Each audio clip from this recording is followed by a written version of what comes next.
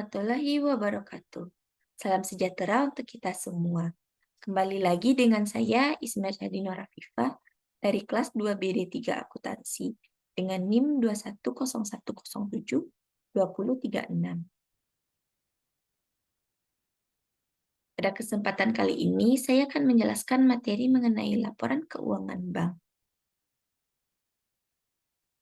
Sebelum menjelaskan materi, poin-poin yang akan dibahas yang pertama pengertian laporan keuangan, yang kedua tujuan laporan keuangan, yang ketiga jenis-jenis laporan keuangan, dan yang keempat akun-akun pada laporan keuangan bank. Materi yang pertama yaitu pengertian laporan keuangan. Apa sih laporan keuangan bank? Laporan keuangan merupakan media untuk menyampaikan informasi keuangan bank yang dibutuhkan oleh pengambil keputusan seperti vendor dan investor. Laporan keuangan dibuat pada periode tertentu, periode bulanan, periode triwulan, dan periode tahunan. Selain itu, laporan keuangan menunjukkan kondisi keuangan bank secara keseluruhan yang menggambarkan kondisi bank sesungguhnya, termasuk kelemahan dan kekurangannya.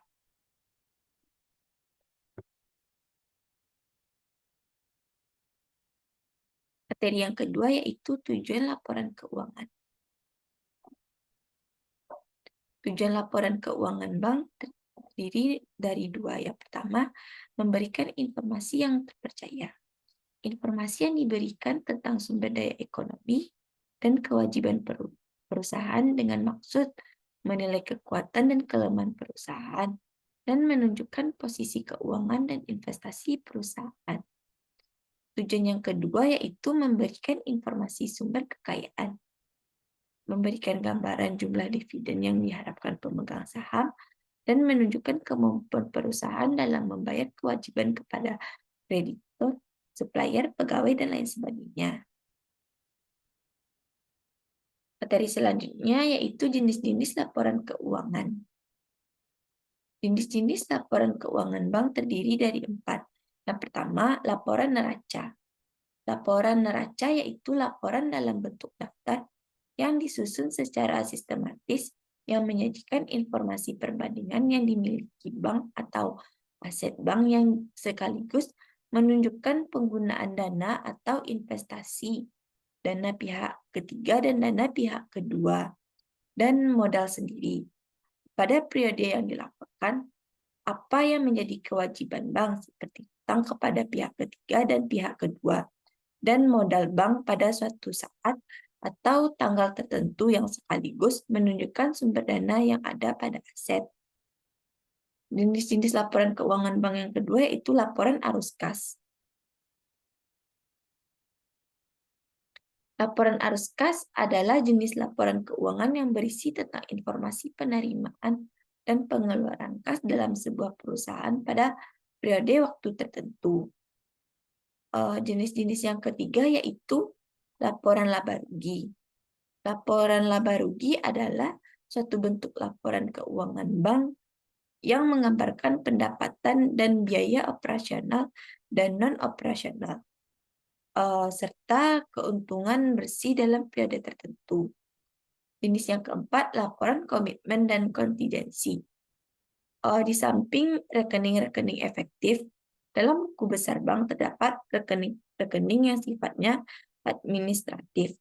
Rekening tersebut digunakan sebagai tempat mencatat transaksi-transaksi yang belum secara efektif yang mengakibatkan perubahan terhadap aktiva ataupun pasif bank.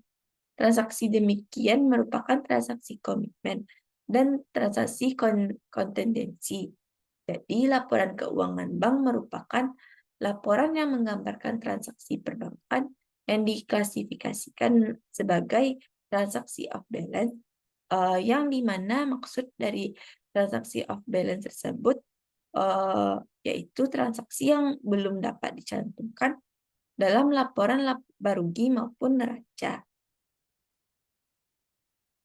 Materi selanjutnya yaitu akun-akun pada laporan keuangan bank. Yang pertama yaitu laporan neraca. terdiri dari aset. Yang pertama, kas. Kas yaitu uang kertas atau logam yang masih berlaku sebagai alat pembayaran yang sah. Yang kedua, penempatan pada BI atau Bank Indonesia, yaitu saldo rekening giro bank yang bersangkutan di Bank Indonesia.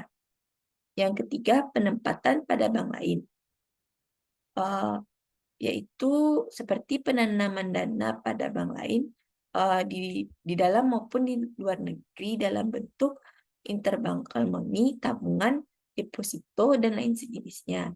Yang keempat, surat berharga, yaitu surat pengakuan hutang, wesel, saham, dan obligasi dalam bentuk yang lazim diperdagangkan dalam pasar uang dan modal.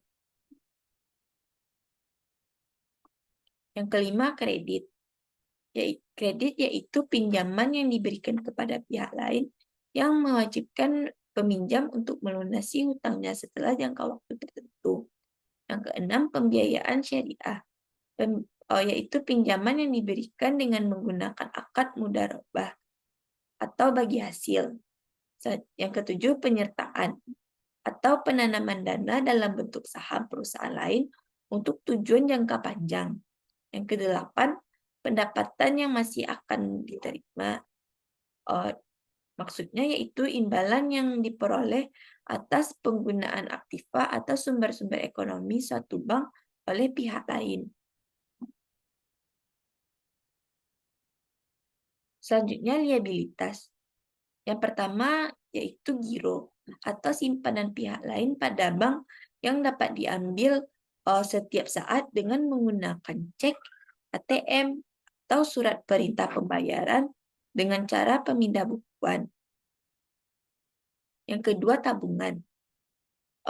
Tabungan yaitu simpanan pihak lain pada bank yang dapat diambil dengan syarat-syarat tertentu, tidak dapat diambil dengan cek, atau yang dapat dipersamakan dengan itu. Yang ketiga, simpanan berjangka. Simpanan berjangka yaitu simpanan pihak lain pada bank yang penarikannya dapat dilakukan setelah jangka waktu tertentu. Dan yang keempat, pinjaman dari Bank Indonesia. Liabilitas yang kelima, pinjaman dari bank lain. 6, surat berharga yang diterbitkan. 7, kewajiban segera lainnya. Selanjutnya, modal. Modal terdiri dari 3. Yang pertama, modal disetor. Yang kedua, cadangan umum. Ketiga, laba tahun lalu. Materi selanjutnya yaitu laporan laba rugi. Laporan laba rugi ini yang pertama, pendapatan operasional bank. Pendapatan operasional bank adalah pendapatan yang diterima dari kegiatan pokok perbankan, terdiri dari pendapatan bunga, pendapatan bunga dari kredit yang diberikan maupun dari penempatan pada giro, deposito, obligasi, atau surat berharga lainnya. Yang kedua, pendapatan provisi dan komisi.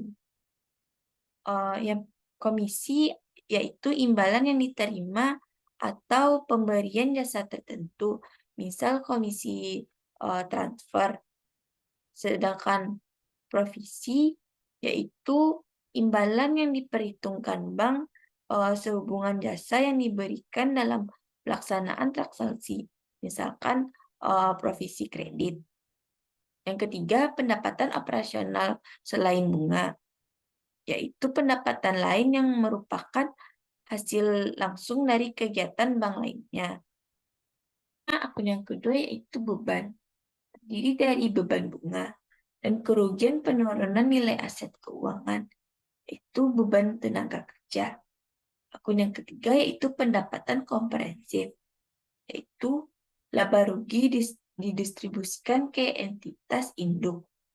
Ini adalah contoh laporan laba rugi Bank BCA. Laporan komitmen dan kontingensi. Komitmen adalah suatu ikatan atau kontrak berupa janji yang tidak dapat dibatalkan secara sepihak dan harus dilaksanakan apabila persyaratannya terpenuhi.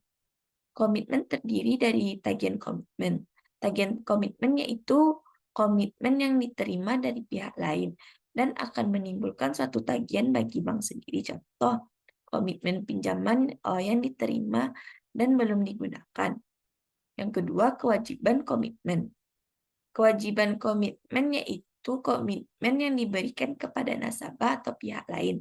Contoh, komitmen kredit yang diberikan dan belum ditarik.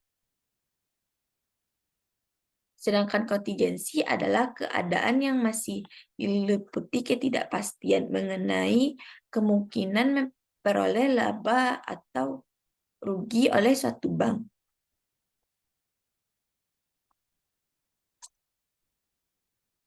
Sedangkan kontingensi adalah keadaan yang masih diliputi ketidakpastian mengenai kemungkinan memperoleh laba atau rugi oleh suatu bank. Laporan kontingensi berisi transaksi yang mengandung persyaratan yang menimbulkan tagihan dan kewajiban kontingensi. Kontingensi terdiri dari tagihan kontingensi, yaitu tagihan bersyarat tergantung terjadi atau tidak terjadinya satu atau lebih peristiwa di masa yang akan datang. Yang kedua, kewajiban kontingensi. Kewajiban kontingensi yaitu kewajiban bersyarat tergantung terjadi atau tidak terjadi satu atau lebih peristiwa di masa yang akan datang. Ini adalah contoh laporan komitmen dan kontingensi. Laporan arus kas dikelompokkan dalam yang pertama, aktivitas operasi. Aktivitas operasi berkaitan dengan kegiatan operasional perusahaan seperti kegiatan penjualan, pembelian bahan, dan promosi, dan lain-lain. Seperti laba rugi bersih, penyusutan aktiva tetap, laba penjualan aktiva, dan amortisasi biaya emisi saham yang ditanggungan.